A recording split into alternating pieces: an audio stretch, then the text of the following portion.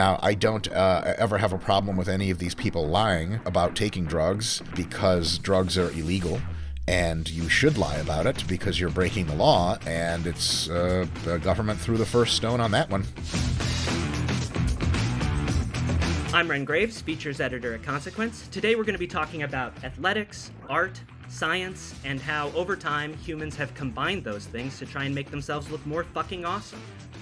Bodybuilding goes back at least to the ancient Greeks, and we could spend an hour talking about pioneers like Sandow and the organizations in the 40s and 50s, but starting in the 1960s and maybe really the 70s and 80s, bodybuilding culture exploded. The sport changed our idea of what a human physique could look like, and Hollywood pretty quickly followed those cues. Then in the 80s and 90s, wrestling blew up, and the shift accelerated really quickly in the mid-2000s when the Marvel Cinematic Universe started to push mid-budget dramas out of theaters. Today, in media, there are almost literal superhumans everywhere. It's fucking wild. Here to help us understand how this happened is Dr. Mike Israetel, professor of exercise science at Lehman College in the Bronx. He's a competitive bodybuilder. He runs the popular Renaissance Periodization YouTube channel, and he's the first man to make me feel bad about having all my hair. Dr. Mike, thank you so much for joining us today. Thanks for having me.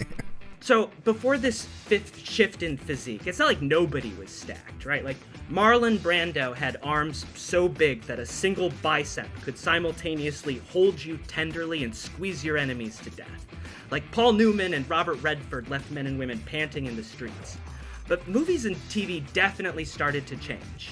I don't know if we can play Eye of the Tiger without getting sued. Probably not. But Rocky, the Incredible Hulk TV shows, and then action movies would never be the same after a man who is apparently good at everything starred in Conan the Barbarian in 1982. Movie stars started to look like comic book characters. Except, because of bodybuilding culture, even the fucking comic book characters started getting noticeably more jacked. So Dr. Mike, what in the world was going on in bodybuilding around the 70s, and why did the sport and the athletes start getting so much bigger? That's for a couple factors. One is we just, as a bodybuilding community with, books and lectures and seminars and magazines, people learn how to do good things. A lot of the times the folks that you saw really be good at bodybuilding anywhere between 1900 to 1950, a lot of it was constrained by people just lucky enough to have been exposed to anything like it whatsoever.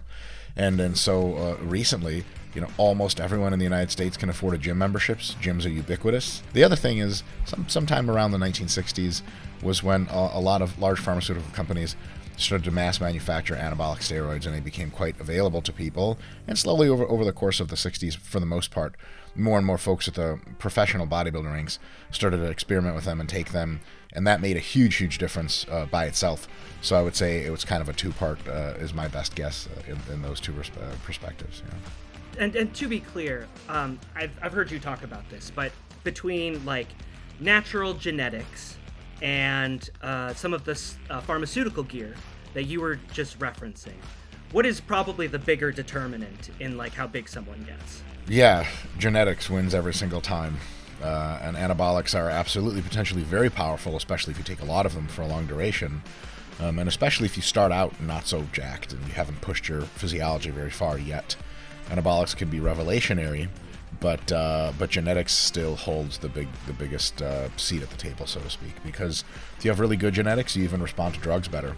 If you have not so great genetics for drug response or for lifting response, you can take a lot of drugs and just not a whole lot happens to you, and it's just really unfortunate. So yeah, genetics also establishes your body's general shape. If someone has a not so great shape, they can become quite more muscular, quite leaner, and they still, they just don't look like Chris Hemsworth or Chris Evans or any of the other Chris's that are in the Marvel universe that are jacked. I think every Chris is jacked. My mom named him. Yeah, I would blame mom first and foremost. Hollywood has kind of a long and noble history of learning exactly the wrong lessons from bodybuilding. I'm thinking specifically about the training program for the Zack Snyder film, The 300. These dudes were supposed to be training like Spartans. Now, never mind that the Spartan warrior bullshit was basically ancient Greek propaganda. Sparta had a pretty mediocre record in battle, and their training system was what terrorist organizations do to child soldiers.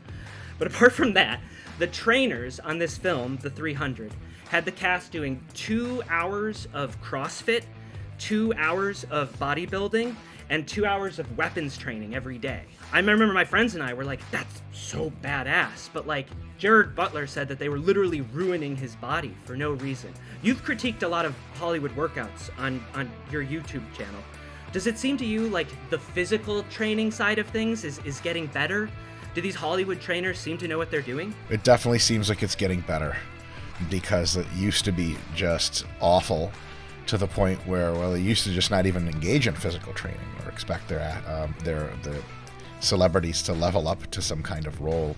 Like, James Bond was just a guy who just was a man. Like, man, see? Like a barrel chest and big hands. And that's what a man is. And that ended right about there. And the way people trained in general to prepare for physical role, I mean, Rocky Balboa is a good example of that as a character. That's generally a huge waste of time spent training in a way that's not highly efficient, so it has absolutely got better over time, but that's very far from saying it's perfect, and there's a lot left to be desired, and there are a couple of kind of fallacious generalities we could observe with Hollywood training that are not 100% pervasive, but they're very, very common. I think most people, if they trained very intensely and for a long amount of time, they could look substantially more impressive than they do now. But that's a long way away from you looking exactly how you want it to look and having an infinite sculpting ability of your body. And I think a lot of people will do like a 2 or 3 month very immersive program of diligent eating and diligent training, and they'll start to see their bodies change incredibly for the better. I think they assume a linearity to that process. They go, well, like, if I trained like this for a year, I would just basically look like Arnold back in his prime. And that's just not true. Your first couple of months of training are going to be a lot of times the most rapid growth you see. It's illusory to project that out. It's like a kid learning how to jump 1 foot in the air, and they're like, wow, in a couple of weeks I'll be able to jump over the house. So like, that does not work like that. So a lot of times people can get a lot out of physical training, but it doesn't quite lead exactly to where they think. I think a lot of people will look at like the 300, for example. Tons of people did what was called the 300 workout. There were many iterations of this on the internet, on the nascent internet at the time that this came out. And people thought, like, if I do these burpees and these push-ups, I'll just look like Gerard Butler and his, cast of zany characters with everyone has 8 abs. And that the case is for many people, yes, absolutely. And for many people, that's absolutely not how you're going to look. It may not be in the cards for you to ever look like that, or your version of that is going to look like more like the freaky monster dude that ended up screwing them all over or whatever. But he got laid with also freaky monster prostitutes, the Xerxes or whatever hooked him up with, so I think it was a good decision on his part as a total aside. The 300, known for having a happy ending. Their abs were painted on, by the way. I don't know if our listeners knew this. Their abs were like literally makeup. They had real abs. I mean, when you're that lean, I think it happens a lot. Yeah. Their abs didn't look like that. There's a lot of stuff that happens in production to make the look better. That's definitely true. Yeah. Lighting, etc. A couple of big actors have admitted to using substances that you can't find at GMC. Of the superstars, I think Arnold has probably been the most honest. Or at least we assume. He certainly talks about it. The former pro wrestlers will usually at least wink about it.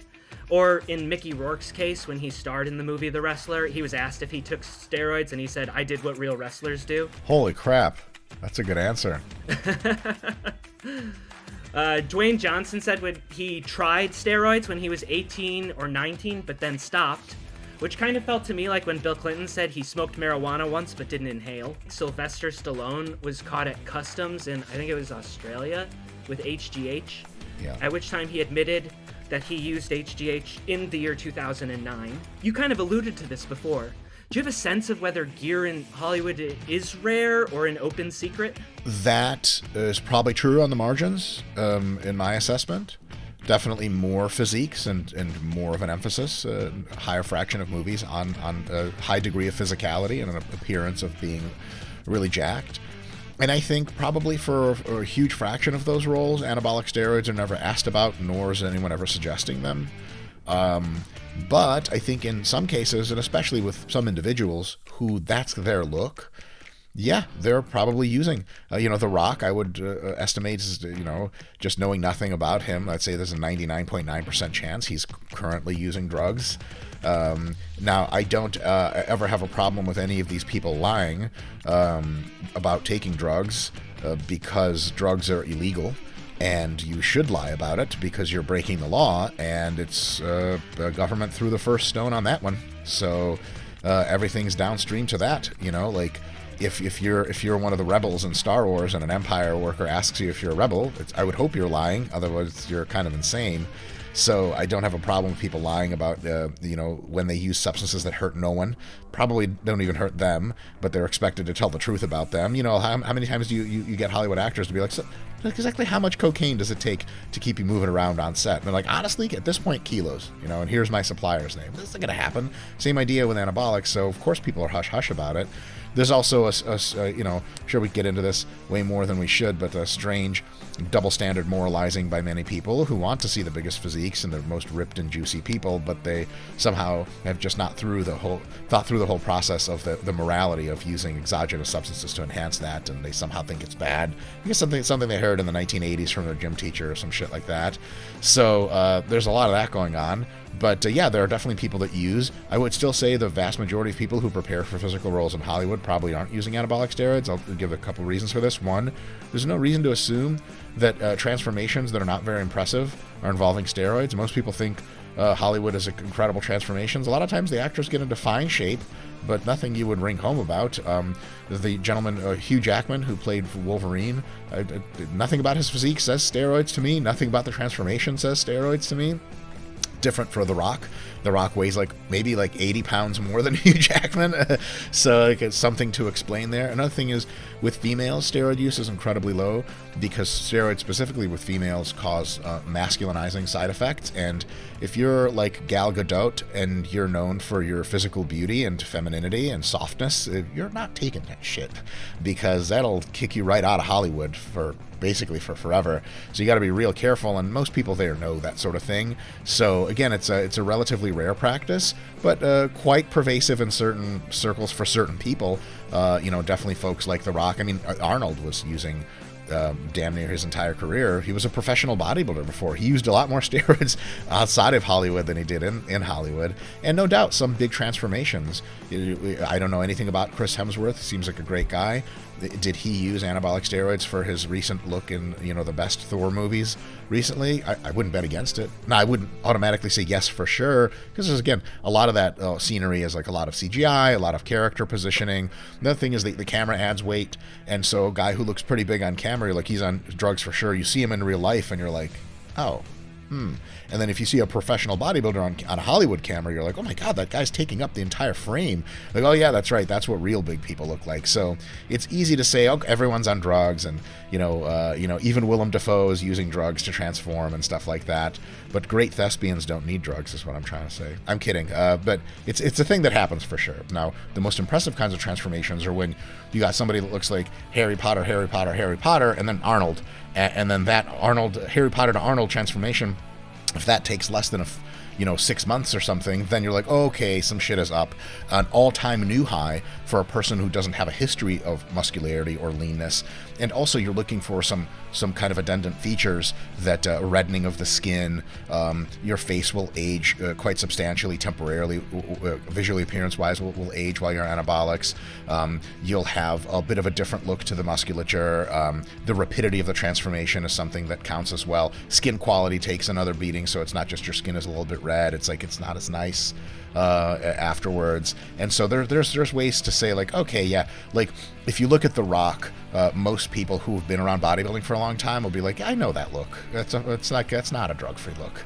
It doesn't look terrible, it looks great, but there's a bit of a difference there that you can spot. So with that, plus how rapid the transformation is, plus how far away and how short of a time you are from your baseline look that you've kept forever. So when formerly jacked people come back to being jacked really fast, you can do that drug-free all the time, no big deal. But if you got someone who looks like Harry Potter, and then they look kind of more like Arnold within a process of about 3 months, you're like, oh, okay, that I'm curious about. Again, can happen drug-free, often does, but is incrementally less likely to occur drug-free, especially if you get some skin reddening and some other signs. You're like, okay, yeah, that guy's highly likely to be on drugs. Yeah. the distinction between natural supplements and or what we consider to be a natural supplement and gear, sometimes to me, as somebody who doesn't know as much as you, feels like as arbitrary as the way we treat every other fucking drug. Imagine that.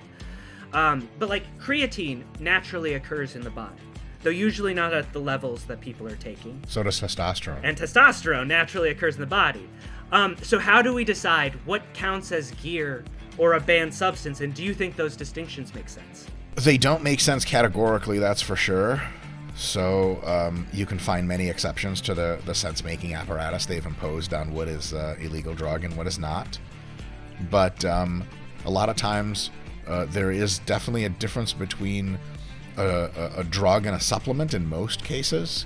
Supplements tend to be things that are kind of used up, and they're more look like a material you need to be inside you that your body uses for a certain purpose, and your body can run out of it, and then it needs more. Something like creatine, your body actually has a physical use for creatine. It has some molecular interactions that you need to keep taking it, so it keeps doing that, kind of like a bricks for a house sort of effect. Drugs are typically have hormonal-like actions where they're more like messengers.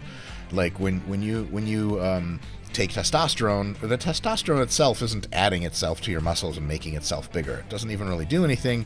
It just clicks into one messenger, and that messenger expands and tells the nucleus of the cell, like, hey, make more of this kind of stuff. So what is a steroid or what is a performance-enhancing drug and what is just a supplement is pretty well bifurcated on those grounds, but not perfectly well by a long shot.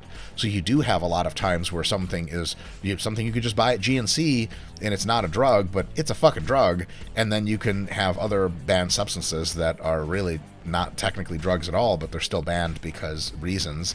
And a lot of times, especially early on in the categorization of what was considered performance-enhancing drug, it was just like things in the culture that congressmen and senators heard of that they wanted banned. I mean, I remember, it escapes me at the moment, one drug specifically was singled out in the original anti-steroid legislation. It's just a drug like people had heard of in the locker rooms. Like that's the only reason it was in there, really. And they missed a bunch of other drugs that are super powerful that guys were taking with no legal penalty at all that were absolutely steroids. And people, the legal system just didn't account for the fact they didn't go in there and go, okay, what is a steroid? We're going to make this whole category legal. That just never happened. So there was a lot of random bullshit like that, 100%. And so to your point, there is a bifurcation you can make between supplements and drugs that would be, I would say 95% sensible. There is absolutely 5% kind of hazy where even scientists are like, look, things have effects on the body. If you take them from outside and you put them into you, that's already a class of what we call exogenous substance. Bifurcating it further into performance-enhancing drugs versus supplements, it's to some extent needless bifurcation. Like, that's just a thing that helps you. It's like, how much technology do you have in your home? And you're like, well, I have a TV, I have a printer. And they're like, what about your cell phone? You're like, oh, I don't count that. Like, well, why not? It's just not big enough. Like, okay, well, that seems arbitrary. So there's a lot of that going on. Definitely, but there are also some pretty clear lines. One of them is typically supplements don't radically alter your psychology. Supplements don't have like 50 different downstream sexual and health side effects. So drugs are pretty whopper kind of things that, like, okay, you're gonna take this, a lot of shit is gonna happen to you. You take creatine, you buy from the store, some cool shit happens, nothing to write home about. You take steroids, and like, yeah, some shit will definitely happen that's like much more intense. So that's definitely a real thing. Is there a psychological toll of taking some of this stuff? Like in terms of, you hear stories about aggression and anxiety. Yes, definitely. Some people, so there's a dose-dependent response to exogenous hormones. Even just testosterone produced naturally in your body. For example, if you're a typical male, if you underproduce or sort of have too little testosterone inside of your body, you can have a lot of anxiety and a lot of depression, a lot of sexual dysfunction. If you go back up into normal ranges, tend to get better at everything, and everything feels better, and your mind is better, your brain is better, health is better. And then when you get to taking more and more of them, you get further out the other end of that, which is super physiological doses, way more than your body is typically designed to be exposed to. And you start getting those side effects again, slightly different ones, sometimes the same ones, but basically you're off kilter again, and then it goes kind of bad. So a lot of it depends on how much you take. Sometimes the folks in Hollywood are just taking what we would call like super replacement doses, which is like, every 200 people, every 200 grown men in their 20s will have that testosterone level naturally.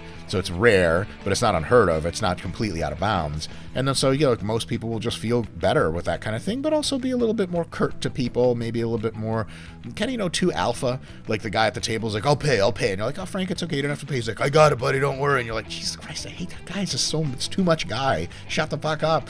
Like, you'll get to that level, but generally not like, considering taking your own life type of shit. But if you 10x the dose, which is standard dose for competitive bodybuilding, you're going to get all kinds of demons in most cases, and you'll have a shortness of temper, at least inside of your own head, if you're an adult and civilized and can control yourself. Some people can't, so the temper leaks out. You'll have all sorts of, in many cases, an increase in internally experienced anxiety, which makes total sense. The drugs are designed to do that. It's kind of a little bit fight or flight. And then so, if you deal with anxiety poorly and it kind of creeps up on you and your fatigue gets too high, you get depressive episodes and all sorts of fun. And also, there's sort of like side effects psychologically that are a little bit good, a little bad. People will get a really crazy sex drive, which is awesome, but also annoying. Can lead to bad decisions and things like that. And then so you get the whole range. The important thing to understand is how those side effects are expressed are hugely dependent on dose of the compound and the type of compound you're talking about, and even more depend on the genetics and personal experience and maturity of the person into whom they are being injected or orally delivered. So some people will take a lot of drug and kind of shrug it off and it's totally fine. Other people will take a little bit of drug and lose their fucking minds and have to stop. So, it's like with anything, like, weed or whatever. Like back in the 90s when you tried weed when it was illegal, 3 of your friends would try it and 2 of them would be like, oh man, I'm seeing purple everywhere, this is great. And then one person would be like locked in a closet crying, and you're like, the fuck, he took the same amount of edibles as the rest of us. So hugely individual responses, but yeah, it can absolutely go south and you can be having a not so great time for quite some time.